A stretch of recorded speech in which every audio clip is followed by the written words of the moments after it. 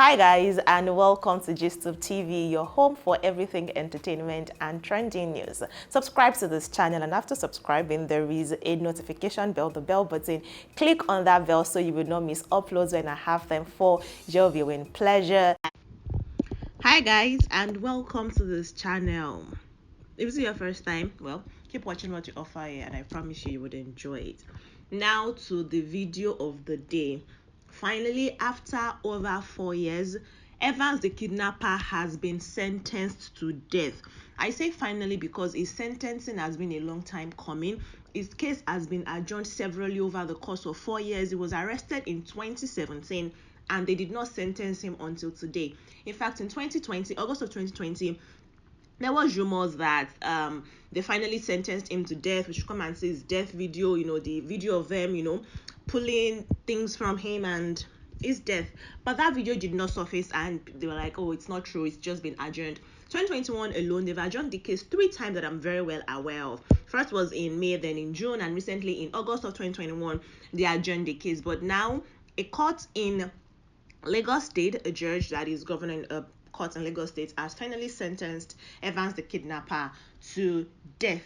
Right, so he's going to be there for a long time until his death. Now people are saying, death sentence in Nigeria is like super story. We'll probably never see his hanging, we'll probably never see his execution, we'll probably not know when he's going to eventually die, or probably they will release him, because people have been saying Evans the kidnapper has been released. Evans the kidnapper's case is just they're trying to make money off him because they've been on it since 2017. His real name is Chukwudi Onuamadike, and he's probably known as Evans the billionaire kidnapper. Guys, you should remember this story when it broke out in 2017, when they said he is the most wanted criminal on the list of 3 different states, in Lagos State, in Edo State, and in Anambra State, where he hails from, because he's from Anambra State. He's from Newi in Anambra State. He's referred to as a billionaire kidnapper, and they said, according to Nigerian police force, he is one of the richest criminals in the kidnapping business in Nigeria. Some of his operations, he makes up to $1 million. Like, he does not just kidnap. They send him to kidnap. In fact, he said that he supervises 3 different gangs, and they arrested some of his gang members and his assistants. I mean, the people that head those gangs, where he's now the boss. It's like a whole operation that is used to run, and they arrested him. In fact, according to reports, when they got to his house in Ilupeju on the 14th of February 2017, that was when they took him. It was said that they took him in June rather of 2017. He said that when when they took him, he was like, oh, I know this is the end of me. I see. That was what he said, according to people that took him, that he said, and he knows it is finished and this is the end of him. Like, I am finished, right? And they placed a 30 million bounty on his head when they wanted to take him. Guys, let me start from the beginning of this man's story. Evans the kidnapper. If you do not know who he kidnapped, how he kidnapped them, a lot of top names, they'll pay him to kidnap these people. A lot of people tried to testify against him in court, but the witnesses just kept disappearing. For example, the most recent adjournment of this case before the sentencing happened just today, the 24th of November 2021. One of the witnesses just failed to appear in court. The name of his counsel is Mr.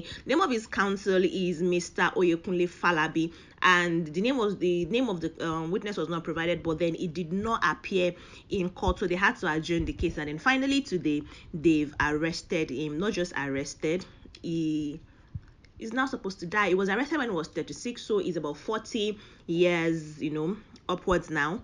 That's his age now. He confessed to having been behind virtually all the high-profile kidnap incidents in places including, but not limited to, Lagos, to Port Harcourt, Onitsha, and Aba. In fact, one of his most widely spoken about exploits, I'll call it exploits, was the 2013 attempted kidnapping of the owner of the Young Shall Grow Motors. The Young Shall Grow Motors, yes. He tried to and kidnap him. He confessed that the kidnap job was brought to him by one Emeka. He has different properties. He owned 2 properties in Ghana, one of which is where his wife and 5 children moved to after his arrest. When they arrested him, they saw expensive phone, one of which was said to cost $6,000. $6,000 as at then was big money. Now convert it to inflation, we've come then, had inflation to it and how much is going to be worth today. Now his arrest was influenced because some 2-3 weeks before they arrested him, some of the, I said that some of the leaders of his gang, his second and third in command, he had different groups that he was the monitor, that he was the supervisor of. They arrested some of them, different locations in the country, and I feel like that was what now helps the policemen, pin down where Evans was at the moment for them to be able to arrest him. In fact, one of the wives of his second in command, yes, that is Mr. Uche Amadi's wife, actually testified against him in court.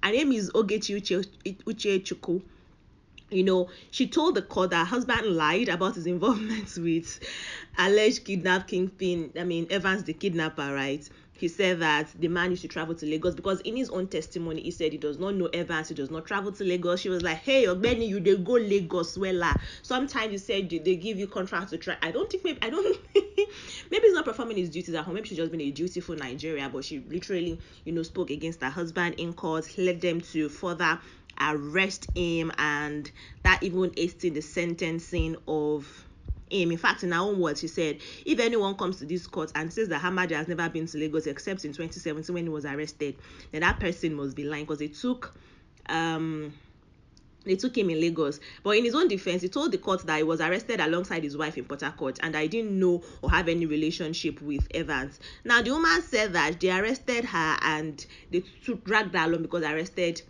her husband when she asked them what crime did he commit, and they said they spent 3 weeks in Port Harcourt where they arrested them indeed, then they transferred them to Lagos before they now charged her to court, which I think that is why she's talking, because she's like, this problem on top say you the kidnap person, I should not really go into it. Right now, let's talk about some of the people that this man has kidnapped.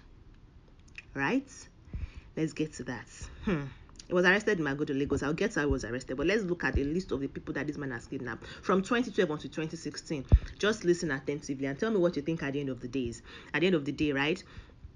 About 11 a.m. on the 16th of June 2012, he kidnapped Bakarita William Oboma when he got back from Hungary, the country Hungary, and it was close to his house, in company of his brother. On their way from the airport, they took them, and then they asked for 10 million naira. But family paid 2 million naira, right? And they collected personal accessories, and they dropped him off after, just to collect money from these guys. It took a certain Paul Cole, 34, in Festac, along with his general manager and other staff. He is the director of Paul Cole is director of Ocean Glory Commodities in Apapa.